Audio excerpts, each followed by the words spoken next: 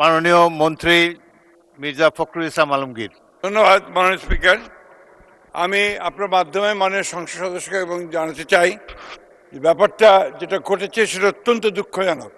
আমরা সবাই এই ঘটনার তীব্র নিন্দা জানিয়েছি এবং এতে আমরা অত্যন্ত দুঃখিত বোধ করেছি।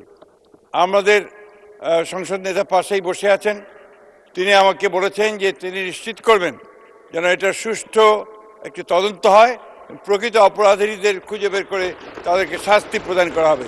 ধন্যবাদ মাননীয় স্পিকার। এবং দুজন অলরেডি গ্রেফতার হয়েছে, নয়জন গ্রেফতার হয়েছে এবং এটা আরও সুষ্ঠু তদন্ত করে অবশ্যই তাদেরকে ব্যবস্থা দেওয়া হবে তাদের বিরুদ্ধে। ধন্যবাদ। ধন্যবাদ মাননীয় মন্ত্রী। পুরো সংসদ এই বিষয়ে একমত। আপনার এই বিষয়ে যাতে কঠিন ব্যবস্থা নেওয়া হয়, যারা প্রকৃত অপরাধী তাদেরকে ধরার ব্যাপারে মাননীয় মন্ত্রী ইতিমধ্যে বলেছেন। আপনি ফলাফল দেখার জন্য অপেক্ষা করুন। ধন্যবাদ।